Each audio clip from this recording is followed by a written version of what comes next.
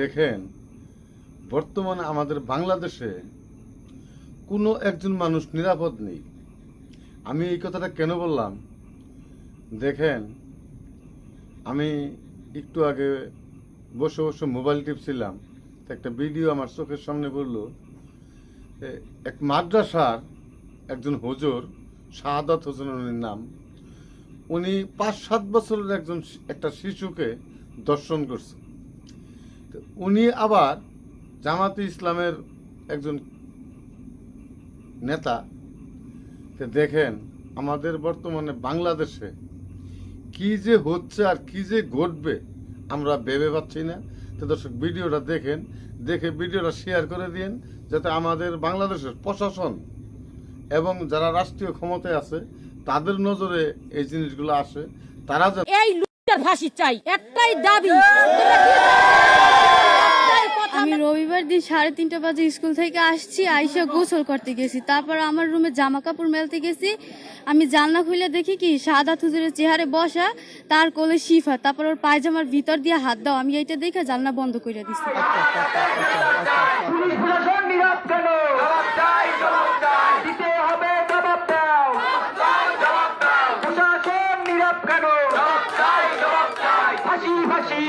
চাই 28 তারিখের ঘটনা এটা। এই শেপা ছোট একটা বাচ্চা, আপনার খুব কিউট বাচ্চাটা।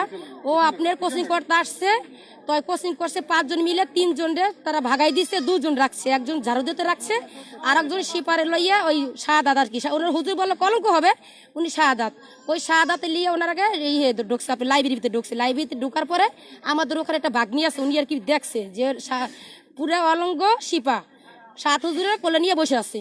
বসার পরে শিব দেখার পর মারিয়ে উনি লাইব্রেরির ভিতরে ঢুকিয়ে মেয়েরে ধর্ষণ করছে। করার পর মেয়ে সহ্য না করতে পেরে চিৎকার মারছে। চিৎকার মারার পর উনি তেনা পেঁচে মুখের ভিতরে দিচ্ছে।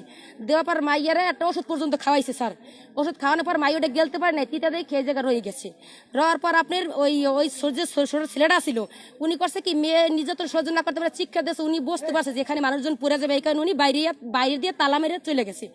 চলে যাওয়ার পর ওই রিফাত আর কি চিলাইতেছে শিপা যে আমার একটু বাঁচাও, তোমরা একটু আমার বাঁচাও। এরপর শিপাত গেছে, ও ছোট 5 বছরের শিপাত, বলছে যে কে লাইব্রেরিতে কে, তো বলছে যে আমি শিপাত ভাই, আমি শিপা। তুমি ওটার ভিতরে ঢুকছো কিভাবে, ও তো আর দেখে নাই। পরবর্তী তো যাইয়া দেখে হুজুর যে চাবি হয়ে গেছে, উনি অর্থ আসলে চাবি ফেলাই হয়ে গেছিল। চাবি দিয়ে খোলার পর দেখে শিপা অলঙ্গ, শিপা অসুস্থ, শিখ করে দে ভাই আমার একটু পানি দে। তারপর শিপর পানি ঠানি খাওয়াইয়া পায়জামাটা পরাইয়া বাড়িতে নিয়ে এবার রুমের ভিতরে যাওয়ার পর মেয়ে অসুস্থ হয়ে পড়ছে। আমাদের একটাই দাবি, এই ধর্ষণকারীর হাজার হাজার শিশুদের নির্যাতন হয়েছে এবং আমাদের এই মাদ্রাসায়ও 10 জনের হয়েছে, কিন্তু কেউ কোনো প্রতিবাদ জানে নাই। এখন আমরা তা জানি না, এখন আমরা সেবার বিরুদ্ধে নামছি। যদি জামায়াতের হাতে দেশ যায়, কেউ শান্তিতে ঘুমাতে পারবে না।